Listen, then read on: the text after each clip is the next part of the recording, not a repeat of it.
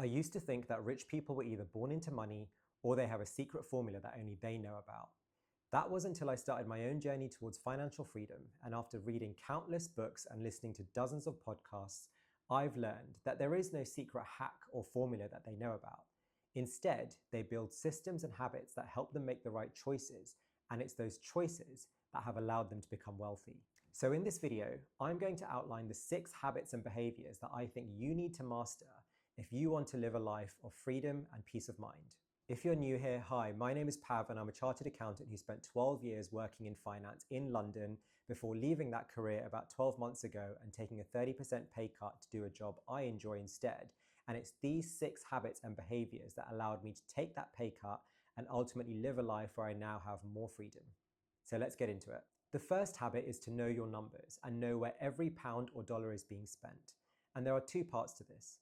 The first part is knowing your essential living costs, and this is the most important number that you need to know, and I'll explain why in a moment. But these are all the costs you have to incur every month to sustain your life. So things like your rent, mortgage, utility bills, groceries, travel to work, debt repayments. Essentially any cost that you have to incur to keep a roof over your head and survive. And knowing this number is the foundation of understanding your financial position because it tells you what your true starting point is and how much money you really have to spend. For example, if your take-home pay is £2,000 a month and your essential living costs are £1,800 a month, your true starting point isn't £2,000, it's really £200 because that is all you really have to spend after all your essential costs have been paid. So you won't be able to spend more than £200 a month before going into debt. And that's why knowing this number is the most important because it stops you spending money that you don't have. Now, as a guide, essential living costs should be no more than 60 to 65% of your take-home pay. But if yours are higher and you want to try and bring them down, there are 3 areas that will have the most impact. The first area is your living costs, so your rent or your mortgage. So are you able to downsize to bring those costs down?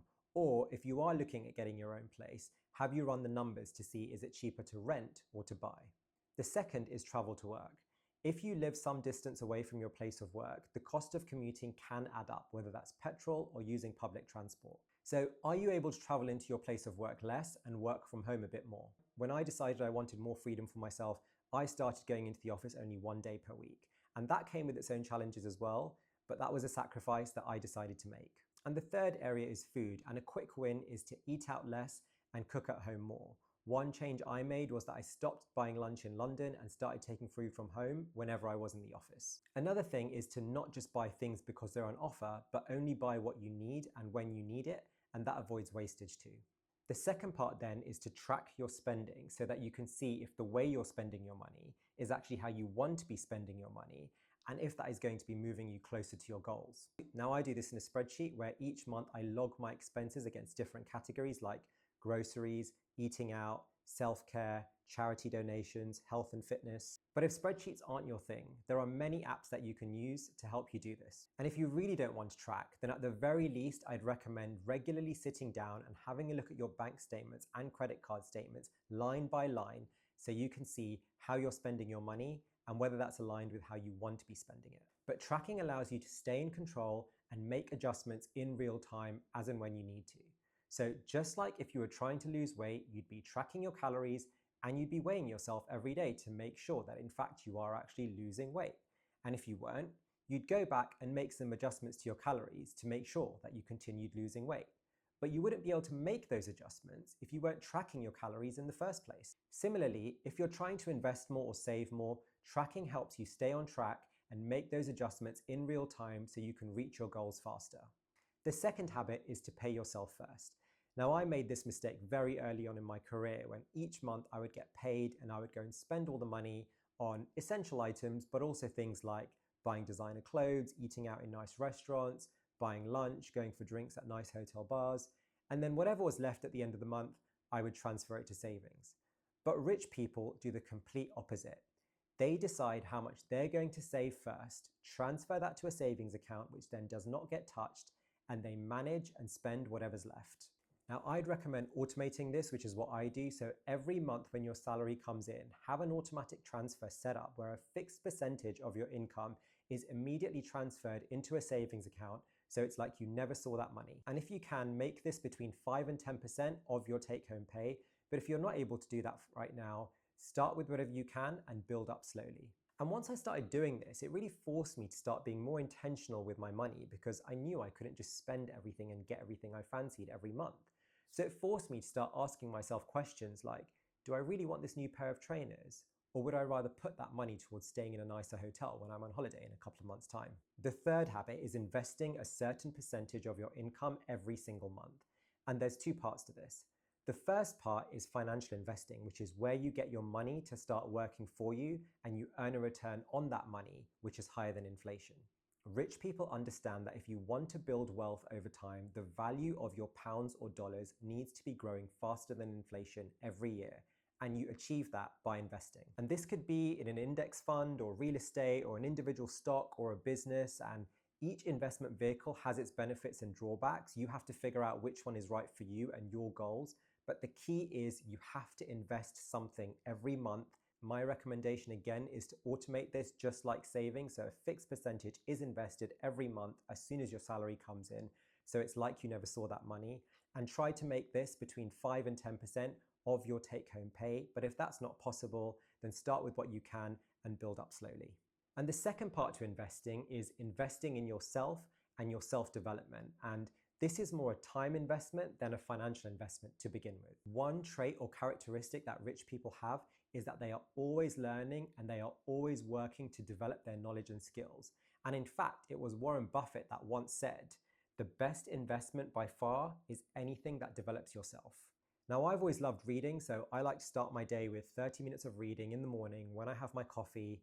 And what I read is usually dependent on what I'm really interested in or what I want to learn about or what I feel I need to know more about.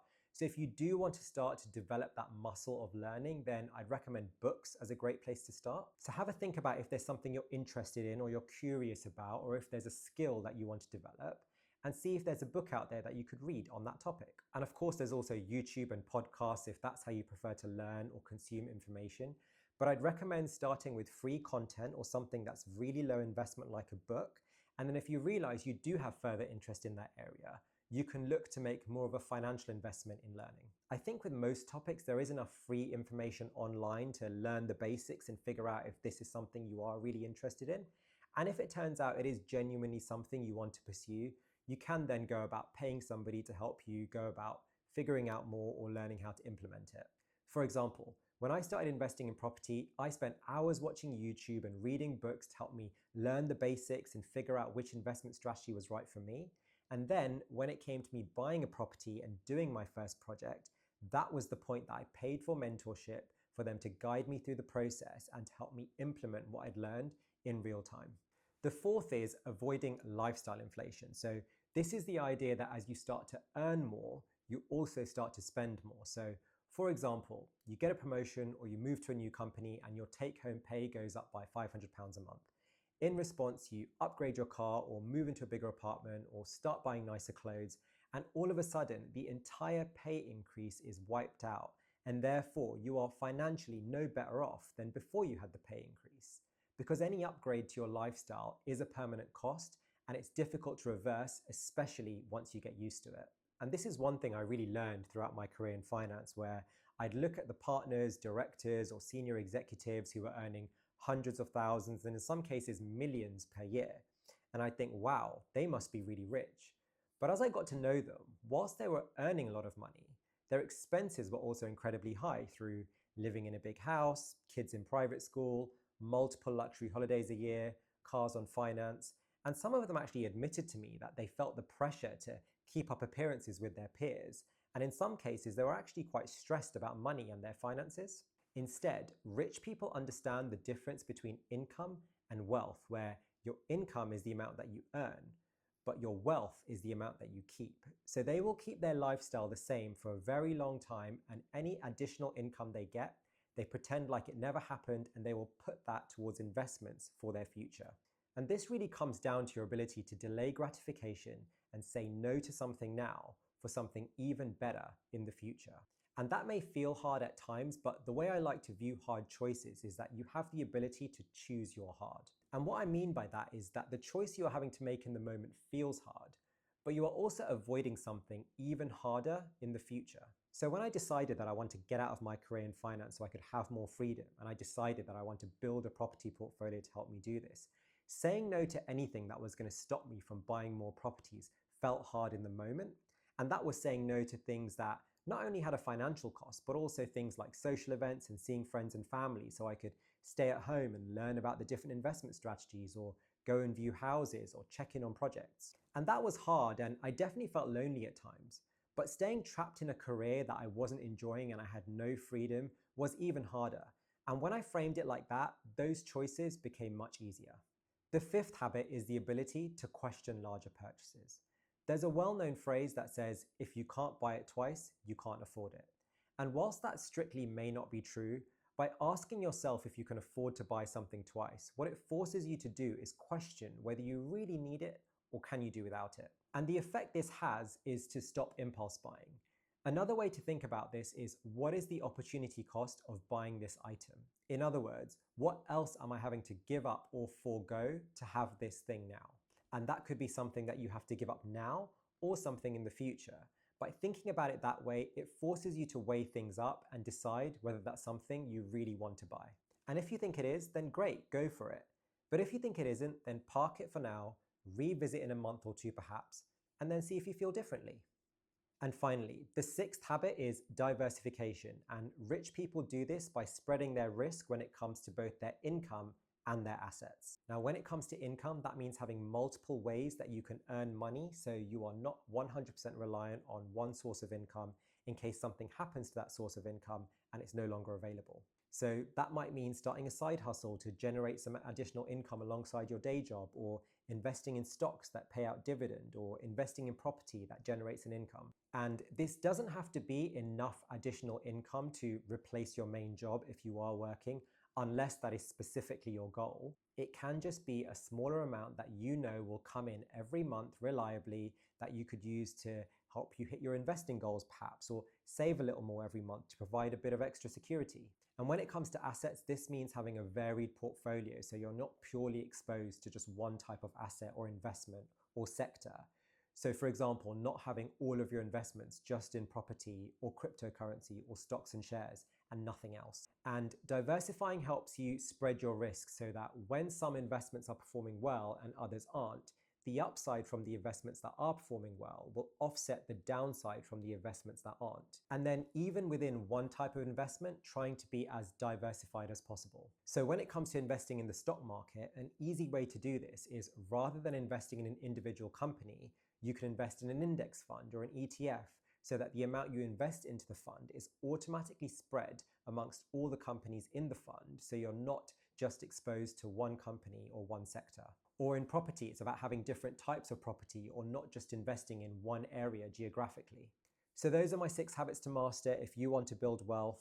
Know your numbers, pay yourself first, invest every month financially and in yourself, avoid lifestyle inflation, question larger purchases, and diversify your portfolio and your income streams. And if you enjoyed that video, please don't forget to subscribe, and you may want to check out this video where I talk through some practical steps that you can take to start your journey towards financial freedom, and I'll leave the link to that here.